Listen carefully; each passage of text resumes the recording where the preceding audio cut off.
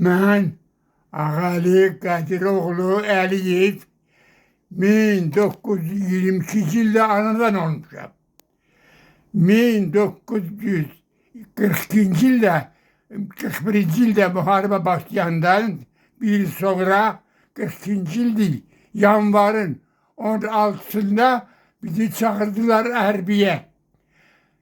Geçtik Gevlak'tan bizi gönderdiler Armavir şehirde. Armavir'den de orada bizi böldüler, gönderdiler. Praklandı denilen bir şehir var orada. Praklandı'da kulluk ileri. Praklı'dan da bizi vagonlara bindirip gönderdiler, gittik muharebeye. Ben geçtik İzmir şehrinde dövüştük. Orada yaralandım.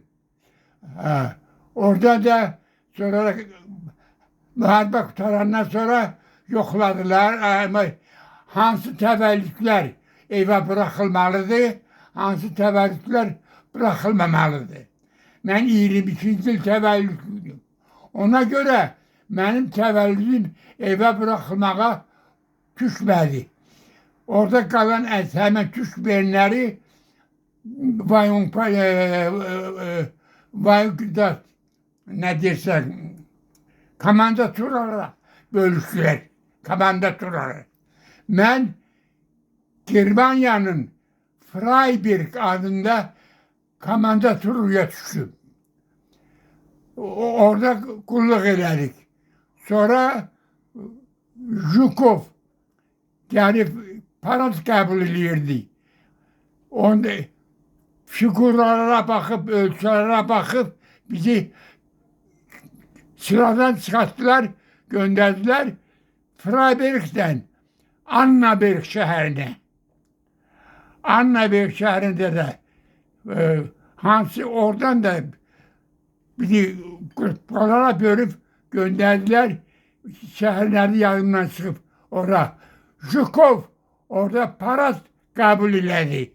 O paratta ben iştirak edelim. Ondan sonra qayıtdık geldik. Ben qayıtdım geldim Annaberg şehrine. Muharebede Annaberg şehrinde komandaturada iştirak edelim. Vakti tamam olanda təvəllüdlərin. Mənim təvəllüdüm evə bırakılmaq tarixi düşdü. 1900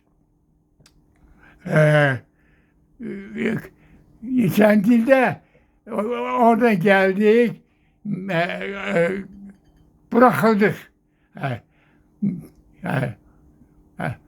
Demek ki ben 46. yıl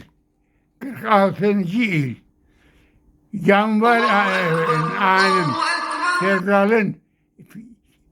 fevralın ikisinde fevralın ikisinde Germanya'dan vagonlara doldurdular.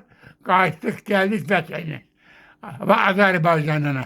Ben gelip Azerbaycan'a Mart ayının 18'inde çattım.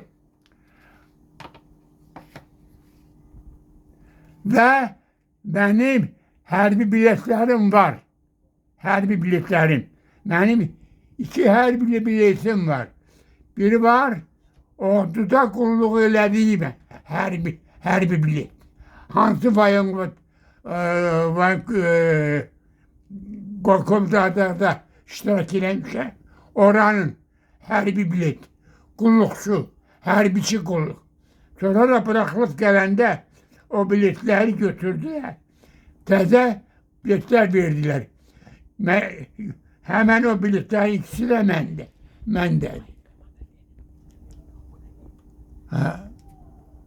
Papa, indi bu biletləri Voyinkomat tələb eləyir. Kopyaları göndərmişəm. Amma deyirlər ki, biletlərdə möhür yoxdur. Amma bütün biletlərin, 2 biletin de içində bütün möhürlər var. Hər səhifədə möhür var. İndi mən sabah gedəcəm Voyinkomata Yasamalın. Oradan göndərəcəklər səfərbərliyə göndərəcəklər.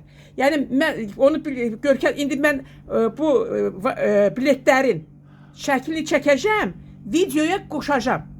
Yəni itirəndə sabah deməsinlər ki, göndərməyiblər. Yaxşı? Ha, Yaxşı, oldu. başa düşdüm.